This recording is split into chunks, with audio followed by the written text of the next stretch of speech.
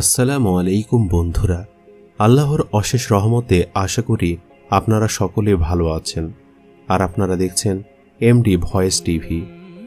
একদিন মহান আল্লাহ তাআলা ফেরেশতাদের মজলিসে ঘোষণা দিলেন, আমি পৃথিবীতে আমার খলিফা বা প্রতিনিধি তৈরি করতে যাচ্ছি। এ বিষয়ে তোমাদের মতামত কি?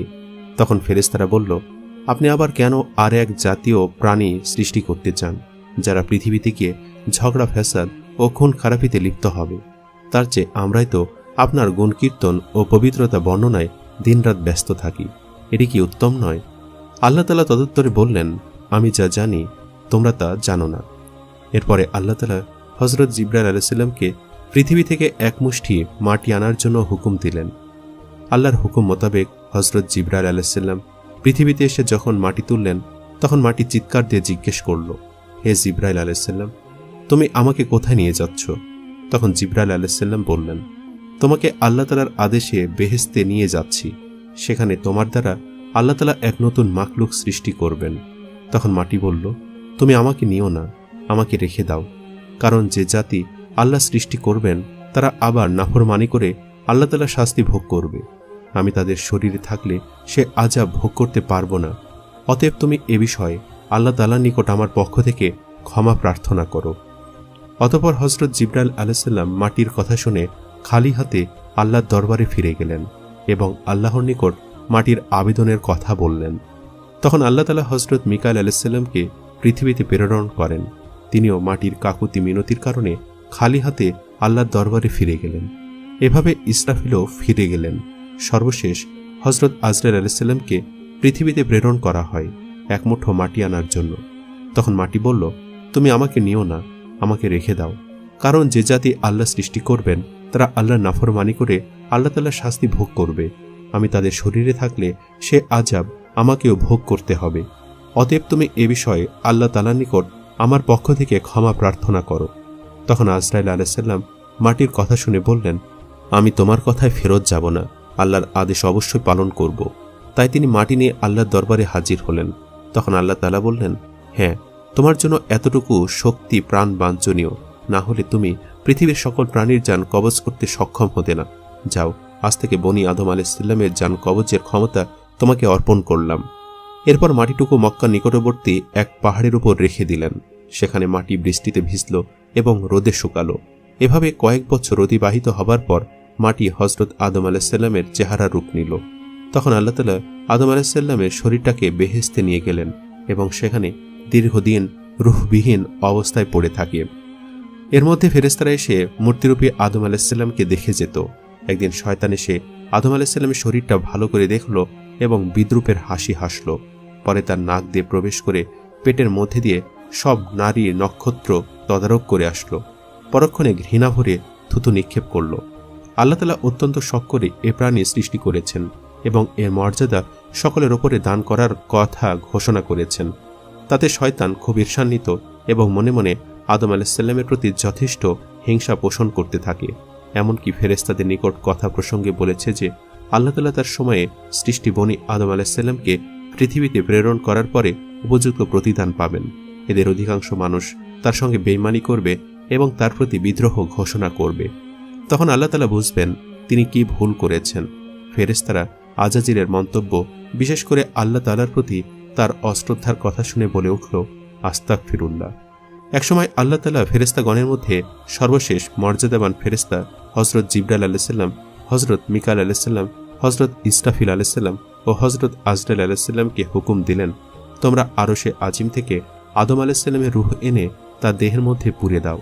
অতঃপর ফেরেশতাগণ আল্লাহ তাআলার আদেশক্রমে নূরে মুহাম্মাদি পরিপূর্ণ আদম আলাইহিস সালামের রূহ মূল্যবান হীরা জহরতের পাত্রে করে দেহের নিকটে নিয়ে আসেন। আসমান জমিনের সব ফেরেশতা এসে আনন্দে মাতোয়ারা হয়ে গেল। আল্লাহ তাআলা নিজস্ব এ অনুষ্ঠানে সকল ফেরেশতারা অংশগ্রহণ করল, কিন্তু আজাজিল সেখানে অনুপস্থিত ছিল। এ অনুপস্থিতি দ্বারা তার মনোভাবের অনেকটা প্রকাশ ঘটে। ফেরেশতারা বিষয়টি নিয়ে আলোচনা করছিল। আল্লাহ তাআলা তাদেরকে বললেন, তাকে তার ভাগ্য নিজ হাতে গড়ে নিতে দাও, আর তোমরা তোমাদের কর্তব্য সম্পাদন করে যাও। অতঃপর রূহকে আদম আলাইহিস সালামের শরীরে প্রবিষ্ট হতে বলা হয়। সে বলল, হে রাব্বুল আলামিন, আমি আদম আলাইহিস সালামের রূহ নূরের তৈরি আর এ শরীরটা মাটির তৈরি, তাই এর মধ্যে আমি কিভাবে থাকব? তখন আল্লাহ বললেন, নূরে মোহাম্মদের উজ্জ্বলতায় এ মাটির শরীর ও উহার রক্ত মাংস সবকিছু নূরে পরিণত হবে। এরপর আদম আলাইহিসসালামের মাথার ওপর রেখে দেওয়া হলো। তখন তার মস্তিষ্ক ও জ্ঞান বুদ্ধির বিকাশ ঘটল। অতঃপর আল্লাহ তাআলা জিবরাইলকে বললেন, তার শরীরের সব কার্যক্রমগুলোকে বিন্যাস করে দাও।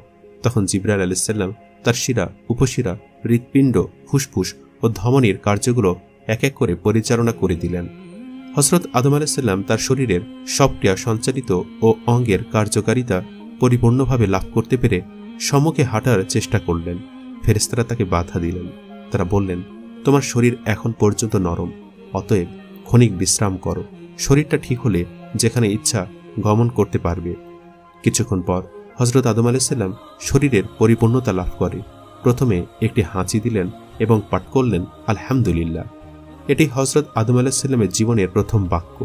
আল্লাহ তাআলা এ সময় বললেন, ইয়া রাহমাকুমুল্লাহ।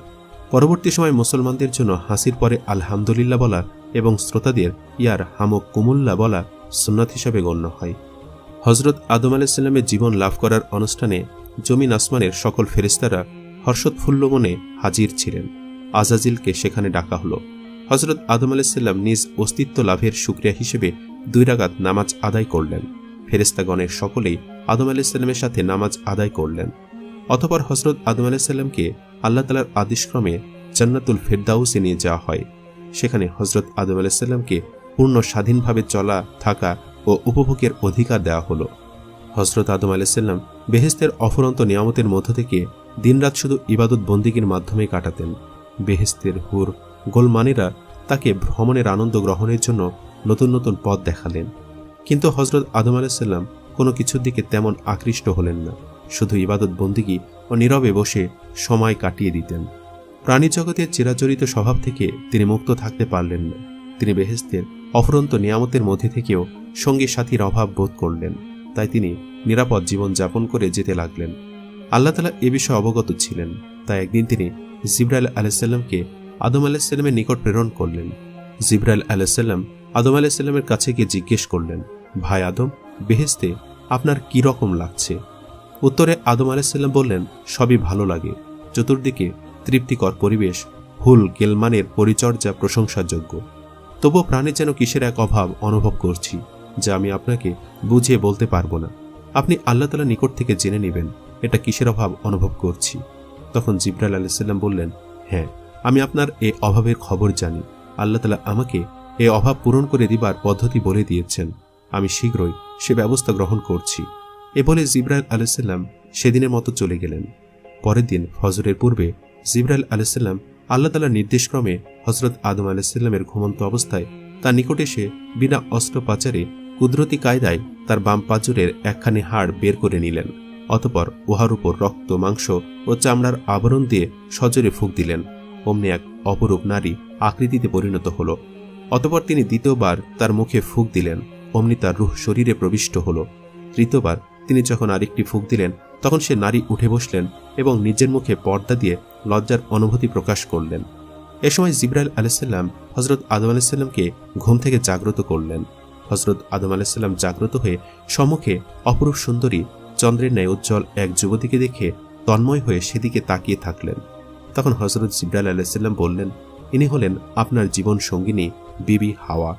হযরত আদম আলাইহিসসালাম তার জীবন সঙ্গিনীর সুসংবাদ শুনে অত্যন্ত আনন্দিত হলেন। তার প্রাণের যে অতৃপ্তি ছিল তা যেন নিমিষে দূরীভূত হল। হৃদয়ের মাঝে অপরন্ত প্রেমের বানটিকে উন্নত তরঙ্গের ন্যায় চতুর্দিকে আশ্রে পড়তে লাগল। কি যে তৃপ্তি, কি যে আনন্দ, কি যে মায়া তখন তার অন্তরে বিরাজ করছিল, তার বর্ণনা দেওয়া কারো পক্ষে কোনোদিন সম্ভব নয়। কথিত আছে, পৃথিবীতে আল্লাহ তাআলা কয়েকজন নারীকে অপরূপ সৌন্দর্য দান করেছিলেন। তাদের মধ্যে বিবি হাওয়ার সৌন্দর্য ছিল অন্যতম। হযরত আদম আলাইহিসসালাম দীর্ঘ সময় বিবি হাওয়ার পানে তাকিয়ে থেকে তার নিকটবর্তী হওয়ার উদ্দেশ্যে সম্মুখে অগ্রসর হলেন। তখন জিবরাইল আলাইহিসসালাম বাধা দিয়ে বললেন, তাকে বিবাহ বন্ধনে আবদ্ধ করার পূর্বে তার নিকটবর্তী হওয়া আপনার জন্য জায়েজ নেই। অতএব প্রথমে আল্লাহর দরবারে বিবাহের জন্য আবেদন করুন। অতঃপর হযরত আদম আলাইহিসসালাম জিবরাইলের শেখানো পদ্ধতিতে হাওয়াকে বিবাহ করার জন্য আল্লাহর দরবারে আরজ করলেন। আল্লাহ তাআলা হযরত আদম আলাইহিসসালামের আবেদনের পরিপ্রেক্ষিতে আদম হাওয়ার বিবাহের মঞ্চ ঠিক করার জন্য ফেরেশতাগণকে হুকুম দিলেন। ফেরেশতাগণ অত্যন্ত আনন্দ সহকারে স্বর্ণ, রৌপ্য হীরা জহরত ও মণিমুক্তা দ্বারা এক বিরাট মঞ্চ তৈরি করলেন।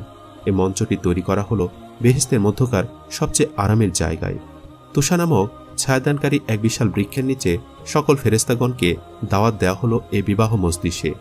আল্লাহ তাআলা আরশ থেকে এ মঞ্চ পর্যন্ত সব পর্দা উঠিয়ে দিলেন, যাতে সব ফেরেশতা ও আদম হাওয়া যেন বেহেশতের মধ্যকার সবচেয়ে অধিক তৃপ্তিকর জিনিস আল্লাহ তাআলা দিদার লাভ করে অশেষ আনন্দ উপভোগ করতে পারেন। অতঃপর আল্লাহ তাআলা স্বয়ং সংক্ষিপ্ত খুতবা দান বিবাহের কার্য সমাধা করে দিলেন। বিবাহের খুতবায় আল্লাহ তাআলা যে কথাগুলো উচ্চারণ করেছেন তা সব প্রশংসা একমাত্র আল্লাহ তাআলার, গৌরব ও অহংকার তার ভূষণ।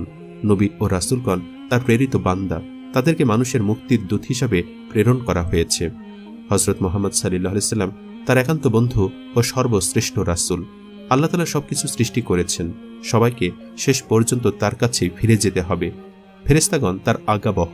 যে ফেরেশতাগণকে সাক্ষী রেখে আদম ও হাওয়ার বিবাহ বন্ধন সম্পন্ন করেন, তিনি এদের দ্বারা সৃষ্টির আরেক অধ্যায়ের সূচনা করলেন।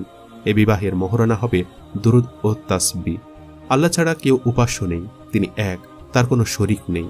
অতঃপর আদম আলাইহিস সালামকে বলা হলো, হে আদম, তুমি ও তোমার বিবি বেহেশতে পরম আনন্দে বসবাস করো, সেখানের ফলমূল ভক্ষণ করো, কিন্তু নির্দিষ্ট ওই গাছটির কাছে যেও না। যদি যাও তবে তা হবে অন্যায় ও পাপের অন্তর্ভুক্ত কাজ।